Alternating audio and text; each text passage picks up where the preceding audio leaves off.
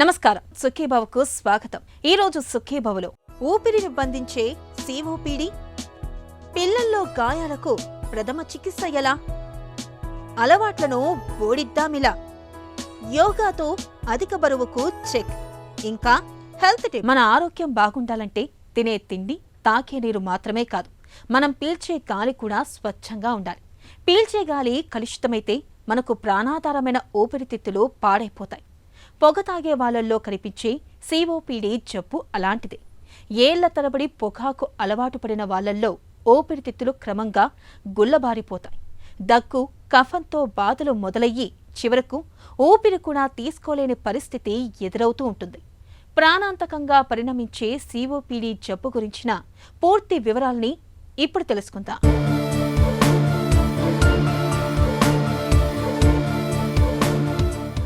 COPD chronic obstructive pulmonary disease. ఇది ఊపిరితిత్తుల్ని గుల్లచేసి మనిషిని వేగంగా మృత్యుముఖానికి తీసుకువెళ్లే అతి ప్రమాదకరమైన జబ్బు. పొగరాయిళ్లలోనూ ఆ సిగరెట్ పొగను పీల్చేవారికి, కాలుష్య కాసారాలుగా మారిన వాతావరణంలో నివసించేవారికి, రసాయన వాయువుల్ని వెదజల్లే కర్మాగారాల పరిసరాల్లో ఆవాసం ఉన్నవారికి, వడ్రంగులు, శిల్పులు, సిమెంట్ ఫ్యాక్టరీ కార్మికులు, మైనింగ్ పనిచేసేవారికి సిఓపిడి జబ్బు వచ్చే అవకాశాలు ఎక్కువ. కట్టెల పొయ్యి వాడేవారికి సిఓపిడి వచ్చే అవకాశాలు 3 రెట్లు ఎక్కువగా ఉంటుంది. కొంతమందిలో సిఓపిడి జబ్బు వంశపారంపర్యంగా కూడా వచ్చే అవకాశం ఉంటుంది. సిఓపిడి జబ్బు ముదురుతున్న కొద్దీ విపరీతంగా దగ్గు వస్తూ ఉంటుంది. ఒక్కోసారి దగ్గులో కఫం కూడా పడుతూ ఉంటుంది. తేలికగా ఊపిరి తీసుకోలేరు. ఊపిరిని వదలటానికి బాగా ఇబ్బంది పడుతూ ఉంటారు. కొంతకాలం అంతా బాగానే ఉన్నట్టు ఉంటుంది.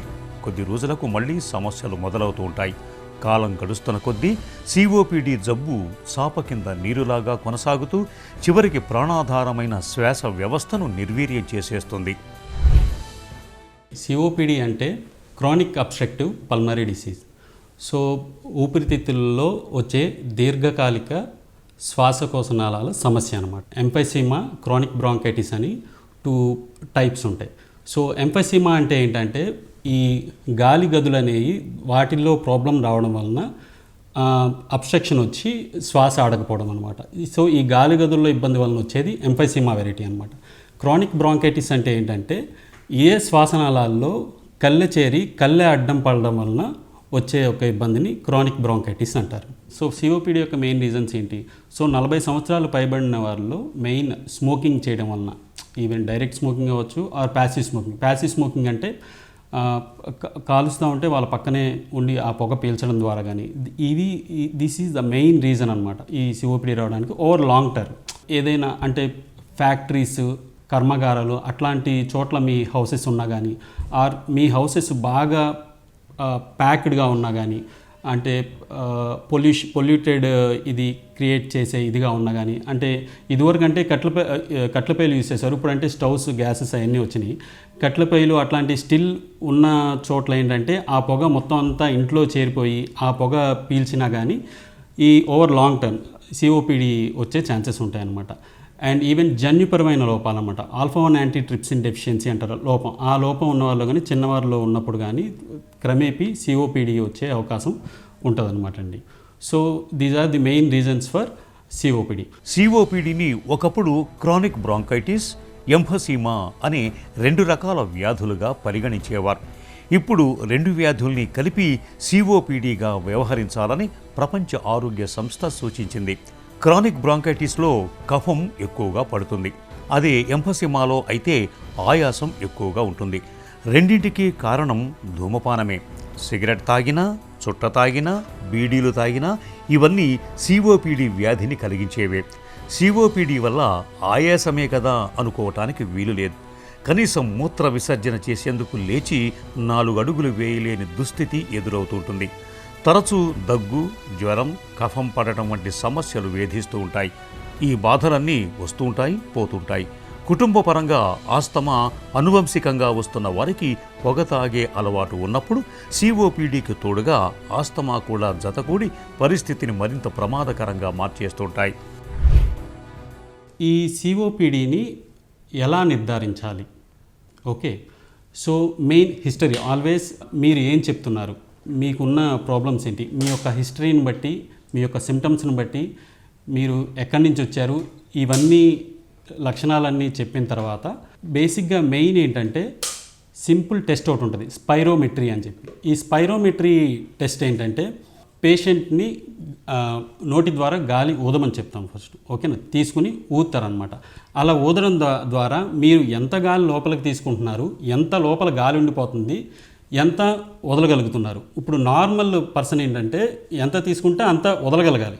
కానీ ఈ సిఓపిడి పేషెంట్స్లో ఏంటంటే ఒక 100% తీసుకుంటే దాంట్లో ఒక 70% 60% మాత్రమే బయటకు వదలనమాట, మిగతా వదలలేరు అనమాట. 50% మాత్రమే వదలగలరు అనమాట. సో దానివల్ల ఏంటంటే మిగతా గాలంతా లోపల ఉండిపోయి అట్లా ఛాతి భాగం అనేది బాగా ఉబ్బిపోతూ ఉంటుంది వాళ్ళకి. ఉబ్బిపోయి బయటికి గాలి వదలలేక అలా ఆయాసం అనేది బాగా పెరిగిపోతూ ఉంటుంది అనమాట. సో ఈ స్పైరోమెట్రీ టెస్ట్ అనేది ఈవెన్ చెస్ట్ ఎక్స్రేలో ఏంటంటే ఊపిరితిత్తులు సాగిపోయి కనిపిస్తాయి అన్నమాట. సో ఈ ఊపిరితిత్తులు సాగిపోక ముందే స్పైరోమెట్రీ టెస్ట్ అనేది 40 సంవత్సరాల వయసు వారికి ముందే పసిగట్టగలదు ఈ సిఓపిడి ఉందా లేదా అనేది. సిఓపిడి జబ్బు సిగరెట్లు తాగే వారిలోనూ, బీడీలు, చుట్టలు తాగే వారిలోనూ ఎక్కువగా కనిపిస్తుంది. స్త్రీలతో పోలిస్తే పురుషుల్లో ఎక్కువగా కనిపిస్తుంది. శ్వాస తీసుకోవటానికి, వదలటానికి తరచూ ఇబ్బందిగా ఉంటున్నప్పుడు, దగ్గు ఎంతకీ తగ్గనప్పుడు వెంటనే డాక్టర్ని సంప్రదించి తగిన పరీక్షలు చేయించుకోవాలి. పల్మనరీ ఫంక్షన్ టెస్ట్ చేయటం ద్వారా ఊపిరితిత్తుల్లో సమస్యలను, ముఖ్యంగా సిఓపిడి తాలూకు ఆనవాళ్లను చాలా వరకు తెలుసుకోవచ్చు. ఇప్పటి వరకు ధూమపానం చేసిన వారు, చేస్తున్నవారు కూడా ఒకసారి పిఎఫ్టి పరీక్ష చేయించుకోవటం ద్వారా ఊపిరితిత్తులు ఆరోగ్యంగా ఉన్నది లేనిది తెలుసుకోవచ్చు. అలాగే కళ్ళె పరీక్ష, ఎక్స్రే, స్పైరోమీటర్లు కూడా సిఓపిడి నిర్ధారణకు తోడ్పడతాయి. సిటీ స్కాన్ చేయటం ద్వారా పొగ అలవాటు మూలంగా ఊపిరితిత్తులో పాడైపోయిన చిన్న వాయుకోశాలను కూడా గుర్తించే వీలుంటుంది. ట్రీట్మెంట్ ఏంటి ఈ సిఓపిడికి? సో మెయిన్ ట్రీట్మెంట్ వచ్చేంటంటే ఆల్వేస్ స్మోకింగ్ ముందు ఆపడం. నెక్స్ట్ ఏంటంటే lifestyle modification and next drugs ఉంటాయి. సో ఈ డ్రగ్స్ ట్రీట్మెంట్ ఏంటి? So main bronchodilators. సో వాటిల్లో కూడా లాంగ్ యాక్టింగ్, షార్ట్ యాక్టింగ్ అని ఉంటాయి. సో మీరు ఏం తీసుకుంటున్నారు అనేది చాలా ఇంపార్టెంట్, ఓకేనండి. సో ఈ లాంగ్ యాక్టింగ్ అనే డ్రగ్స్ ఏంటంటే ఇవి 10 నుంచి 12 గంటల దాకా పనిచేస్తాయి అన్నమాట పీల్చుకున్నప్పుడు. ఈ షార్ట్ యాక్టింగ్ డ్రగ్స్ ఏంటంటే 3 నుంచి 4 గంటలు మాత్రమే పనిచేస్తాయి.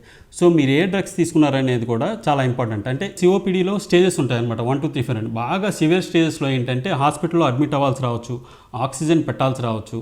అలాంటి సమయంలో ఏంటంటే స్టెరాయిడ్స్ కూడా ఇస్తారనమాట, ఓన్లీ ఫర్ షార్ట్ డ్యూరేషన్ అనమాట. ఒక 4-5 రోజులు మాత్రమే స్టెరాయిడ్స్ పెట్టే అవకాశం కూడా ఉంటుందండి. ఒకవేళ ఇన్ఫెక్షన్ వలన ఏమైనా ట్రిగ్గర్ అయ్యి ఉంటే యాంటీబయాటిక్స్ యూజ్ చేసే అవకాశం కూడా ఉంటుంది. సో ఈ డ్రగ్స్ తర్వాత కొన్ని సర్జికల్ ట్రీట్మెంట్స్ కూడా ఉంటాయి. సో సిఓపిడి వస్తే ఊపిరితిత్తులకి సర్జరీస్ ఏంటా అని మీరు అనుకోవచ్చు. సో ఉంటాయండి. ఏంటంటే చిన్న చిన్న గాలిగల్లదాన్ని కలిసిపోయి పెద్ద గాలి గదిలా ఫామ్ అయితే అదేంటంటే అడ్డంకి అనమాట, మన గాలి పీల్చుకోవడానికి ఇంకా బాగా అడ్డంకి అవుతుంది. సో అలాంటి దాన్ని తీసేయాలన్నమాట. సో దానికి సర్జరీ చేస్తారు. సో బుల్లెక్టమీ అంటారు, అలాంటివి చేస్తారు. లేదంటే వాల్యూమ్ రిడక్షన్ సర్జరీస్ అంటారు, అట్లాంటివి కూడా చేసే అవకాశం ఉంటుందండి. సో మరీ ఒకవైపు ఊపిరితిత్తు అంతా మరీ పాడైపోతే లంగ్ ట్రాన్స్ప్లాంటేషన్, ఇట్లాంటి సర్జరీస్ కూడా చేసే అవకాశం ఉంటుందండి. సిఓపిడి జబ్బుకు తక్షణ చికిత్స పొగ మానేయటమే. పొగ అలవాటు కొనసాగితే సిఓపిడి జబ్బు బాగా ముదిరిపోతుంది. సిఓపిడి జబ్బు తొలి దశలోనే ఉన్నప్పుడు డాక్టర్లు యాంటీబయాటిక్స్తో పాటు శ్వాస మార్గాలను వెడల్పు చేసే బ్రాంకో డైలేటర్ మందుల్ని సిఫార్సు చేస్తారు. జబ్బు బాగా ముదిరిపోయినప్పుడు లంగ్ రిడక్షన్ సర్జరీ చేయాల్సి ఉంటుంది. సర్జరీలో భాగంగా ఊపిరితిత్తుల్లో పాడైపోయిన బుల్లాలను కత్తిరించి తీసేస్తారు. దీంతో సిఓపిడి జబ్బు చాలా వరకు అదుపులోకి వచ్చేస్తుంది. ఇక సిఓపిడిని నివారించుకునేందుకు పొగ అలవాటుకు, దుమ్ము, ధూళికి, కాలుష్య కారకాలకు దూరంగా ఉండాలి. ఇంట్లో తేమ వాతావరణం లేకుండా చూసుకోవాలి. కట్టెల పొయ్యి వాడటం, గ్యాస్ లీక్ కావటం, బొగ్గుల పొయ్యి నుంచి వచ్చే పొగ, మాడిపోయే వేపుళ్ల వంటివి ఇంట్లో గాలిని కలుషితం చేస్తాయి. ఇలాంటి గాలిని పీల్చే వారికి సిఓపిడి వచ్చే అవకాశం ఎక్కువ. కాబట్టి వంటగదిలో పొగను బయటకు పంపే ఫ్యాను, చిమ్నీలను ఏర్పాటు చేసుకోవాలి. రోజువారీ ఆహారంలో ఎక్కువగా క్యాబేజీ, గోబీ, బ్రకోలి వంటి వాటిని తీసుకోవాలి. వ్యాయామం వల్ల ఊపిరితిత్తులు ప్రాణవాయువును బాగా గ్రహిస్తాయి. కాబట్టి రోజూ కాసేపైనా వ్యాయామం చేయాలి. ఈ జాగ్రత్తలు COPDని చాలా వరకు నివారిస్తాయి. ఎదిగే వయసులోని పిల్లలు ఎక్కడా ఓ చోట కుదురుగా ఉండరు. ఆడుతూ పాడుతూ ఇల్లంతా కలియ తిరిగేస్తూ ఉంటారు. చేతికి అందిన వస్తువునల్లా పీకి పాడేస్తూ ఉంటారు. ఇలాంటప్పుడు కొన్ని సందర్భాల్లో పసి చర్మానికి దెబ్బలు తగులుతూ ఉంటాయి. బయట ఆటలాడుతూ ప్రమాదవశాత్తు కింద పడిపోయినప్పుడు చర్మానికి గాయాలవుతూ ఉంటాయి. పిల్లల చర్మానికి గాయాలైనప్పుడు ప్రథమ చికిత్సగా వెంటనే ఏం చేయాలో, గాయాల విషయంలో ఎలాంటి జాగ్రత్తలు తీసుకోవాలో ఇప్పుడు తెలుసుకుందాం.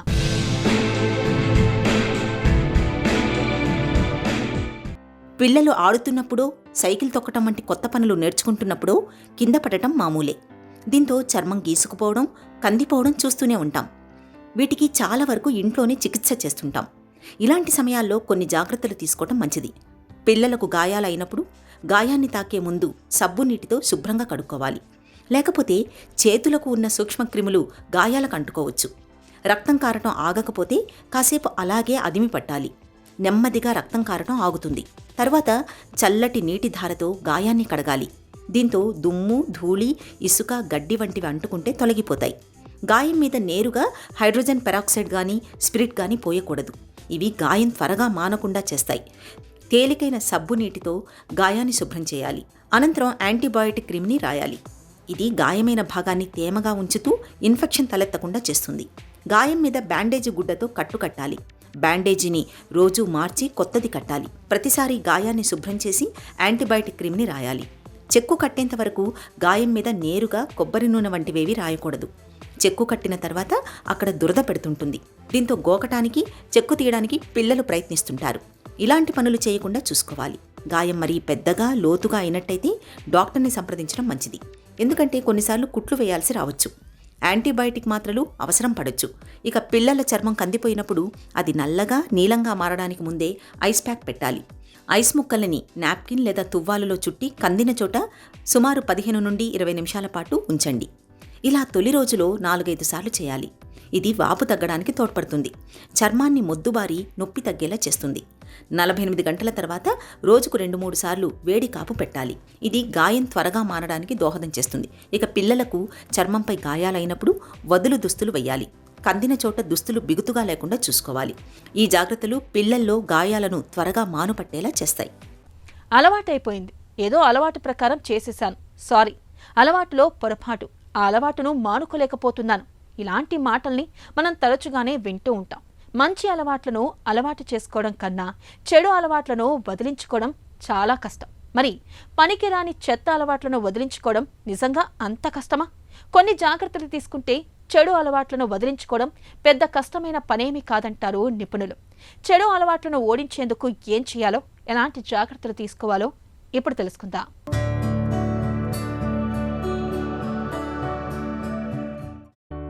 అలవాట్లు చెడ్డవని తెలుసు, ఆరోగ్యాన్ని పాడు చేస్తాయని తెలుసు. వాటిని మానుకోవాలని అనుకుంటాం, కానీ మానుకోలేకపోతుంటాం. చాలామంది నిజాయితీగానే మానాలనుకుంటారు. కాకపోతే మాటకి చేతకి మధ్యనున్న దూరాన్ని అధిగమించడం ఎలాగో తెలియదు. దాంతో ఏదో ఒక బలహీన క్షణంలో వెనకడుగు వేసేస్తారు. అలా కాకుండా మానాలన్న సంకల్పాన్ని కాస్త గట్టిగా చెప్పుకోవాలి. దాన్ని నిజం చేయడానికి మధ్యలో ఉన్న అవాంతరాలను గుర్తించాలి. ఒక్కో దాన్ని అధిగమిస్తూ రావాలి. అలవాటు పడిన దేన్ని మానలేకపోవడానికి కారణం దానిపై మనం పెంచుకున్న ఇష్టమే. అదే అలవాటును వ్యసనంగా మారుస్తుంది. మెదడులో బలమైన రివార్డ్ సర్క్యూట్ను సృష్టిస్తుంది. దాంతో కొద్ది రోజుల విరామం తర్వాత కూడా చిన్నపాటి ప్రేరణ దొరికినా మనసు తిరిగి దాన్ని కోరుకుంటుంది. ఇలాంటప్పుడు దృష్టి మరల్చడాన్ని అలవాటు చేసుకోవాలి. ఏ వ్యసనాలకు, అలవాట్లకు దూరంగా ఉండాలనుకుంటున్నారో వాటి వైపు చూడకూడదు, ఆలోచించకూడదు. వాటిని ప్రేరేపించే వ్యక్తులకు, ప్రదేశాలకు దూరంగా ఉండాలి. ఇది మొదటి మెట్టు. రెండోది, పనిలో నిమగ్నం కావాలి. క్షణం తీరిక లేకుండా మరో మంచి అలవాటు చేసుకోవాలి. ఇతరులతో కలిసి చేసే పనుల్ని ఎంచుకుంటే తప్పించుకోవటానికి సాకులు చెప్పడం కుదరదు. కాబట్టి తిరిగి పాత అలవాటు వైపు మళ్లే అవకాశాలు తగ్గిపోతాయి. మూడోది, ఎలాగైనా మానుకోవాలన్న పట్టుదలను పెంచుకోవాలి. పాత అలవాటు వల్ల కలిగిన నష్టాలను గుర్తు చేసుకోవాలి. దాన్ని వదిలేయడం వల్ల వచ్చే లాభాలను ఊహించుకోవాలి. ఇలా లాభ నష్టాలను బేరీజు వేసుకుంటే పట్టుదల మరింత గట్టిగా నిలుస్తుంది. నాలుగోది, నిజాన్ని అంగీకరించాలి. కొంతకాలం విజయవంతంగా అలవాటుకు దూరంగా ఉన్న తరువాత వచ్చిన మార్పును గుర్తించాలి. చాలామంది ఈ అలవాటు వల్ల తామేమీ కోల్పోలేదు అన్న భ్రమలో ఉంటారు. దాంతో మార్పును గుర్తించడానికి ఇష్టపడరు. ఇది మొదటికే మోసం చేస్తుంది. కాబట్టి వాస్తవాలను అంగీకరించి మార్పును ఆస్వాదించాలి. మనిషి తలుచుకుంటే సాధ్యం కానిది ఏదీ లేదు. పనికిరాని అలవాట్లను వదిలించుకోవడం అనేది మన చేతుల్లోనే ఉంది. అధిక బరువును వదిలించుకునేందుకు మనలో చాలా మంది చాలా ప్రయత్నాలే చేస్తూ ఉంటారు. కొంతమంది డైటింగ్ బాట పడితే మరికొంతమంది జిమ్లలో చేరి కసరత్తులు చేస్తూ ఉంటారు. అయితే ఇసుమంతైన బరువు తగ్గలేదని వాపోతూ ఉంటారు. ఇలా డైటింగ్లో వ్యాయామాలు చేసినా బరువు తగ్గని వారికి యోగాతో చక్కటి ఫలితం ఉంటుందని చెబుతారు నిపుణులు. నిత్యం కొన్ని ప్రత్యేకమైన యోగాసనాల్ని సాధన చేస్తూ ఉంటే అధిక బరువును ఇట్టే వదిలించుకోవచ్చు. బరువును తగ్గించే యోగాసనాలు, వాటి సాధనలో మెలకువల గురించి ఇప్పుడు చూద్దాం.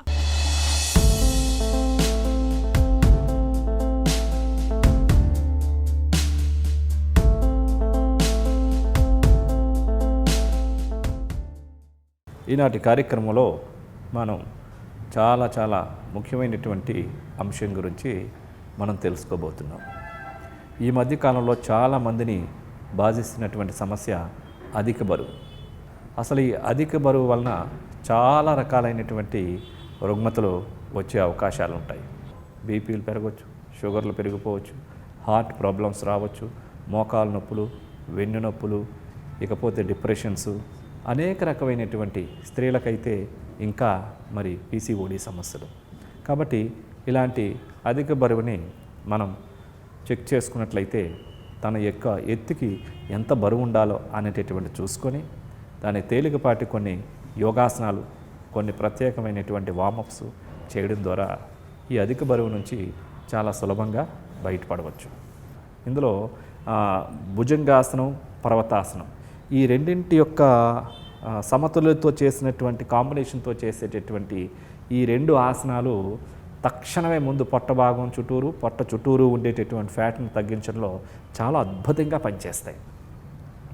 అదేవిధంగా సూర్యముద్ర ఫ్యాట్ని కరిగించడానికి, బరువు తగ్గించడానికి బాగా ఉపయోగపడేటటువంటి ఒక అద్భుతమైనటువంటి ఈ భుజంగాసనం, పర్వతాసనం, సూర్యముద్ర ఏ విధంగా చేయాలో ఇప్పుడు చేసి చూద్దాం. ముందుగా ప్రోన్ పోస్చర్కి రావాలి. బోర్లా పడుకోవాలి.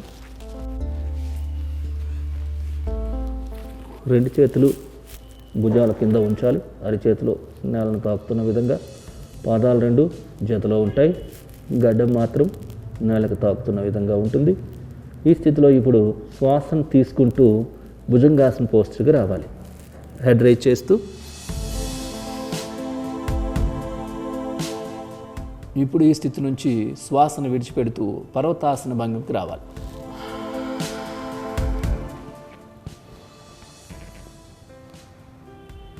మరలా శ్వాసను తీసుకుంటూ భుజంగాసన స్థితికి రావాలి.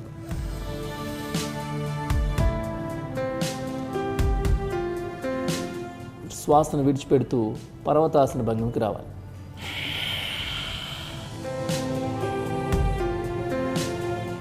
శ్వాసను తీసుకుంటూ భుజంగాసన స్థితికి రావాలి.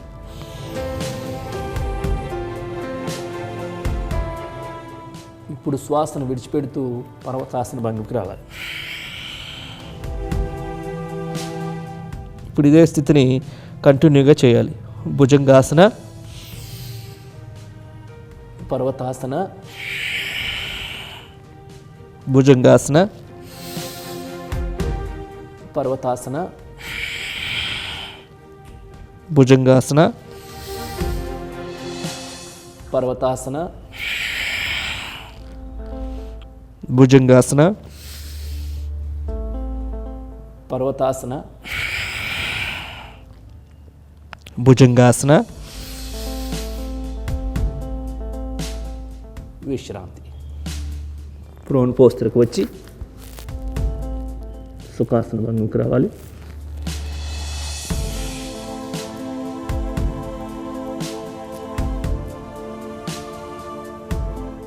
సూర్యముద్ర సుఖాసనంలో కానీ,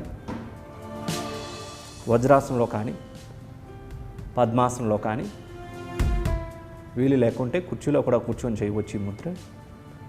ఈ ముద్రని ప్రశాంతమైనటువంటి స్థితిలో చేసినట్లయితే శరీరంలో ఉండేటటువంటి ఫ్యాట్నంతటిని కూడా సులభంగా తగ్గించుకోవచ్చు. అరిచేతులు ఆకాశం వైపు చూస్తున్న విధంగా ఉండాలి. రెండు చేతులు మోకాళ్ళ పైన ఉంటాయి.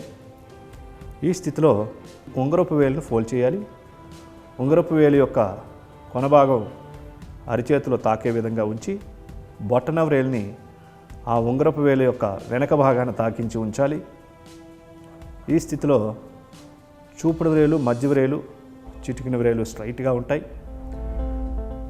ఎల్బోస్ రిలాక్స్గా ఉంటాయి. మోచేతులు వెన్ను నిటారుగా ఉండాలి. హెడ్ స్ట్రైట్గా ఉంచుకొని ప్రశాంతంగా కళ్ళు మూసుకొని ప్రాణిక్ బ్రీతింగ్ చేయాలి.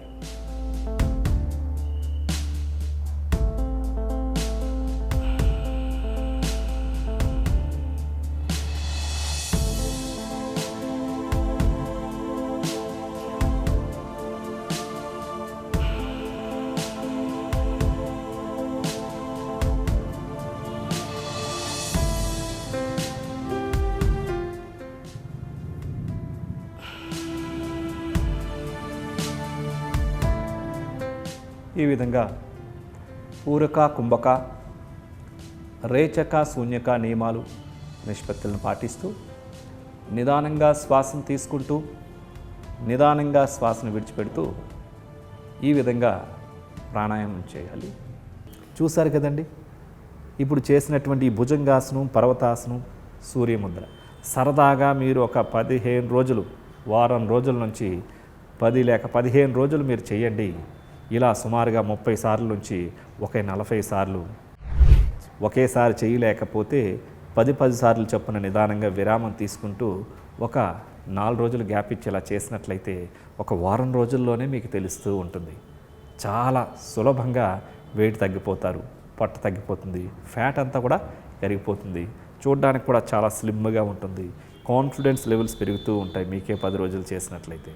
ఇదే విధంగా ఈ సూర్య ముద్రని కనుక చక్కగా 15 నిమిషాల నుంచి 20 నిమిషాల సమయం ఒకసారి చేయొచ్చు. లేదంటే ప్రొద్దున్న, మధ్యాహ్నం, సాయంత్రం 10 నిమిషాల చప్పున కూడా ఈ విధంగా చేసుకుంటూ ఉండొచ్చు.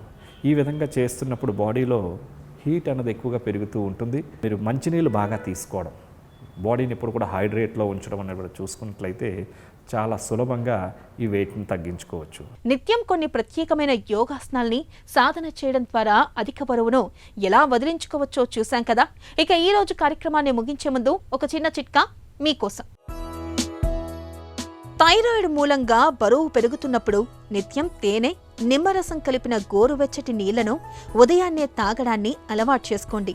అలాగే రోజువారీ వంటల్లో దాల్చిన చెక్క, జీలకర్ర, మిరియాలు, ఆవాలు వంటి దినుసుల్ని కాస్త ఎక్కువగా తీసుకోండి. వీటికి ఒంట్లో కొవ్వును కరిగించే గుణం ఉంది.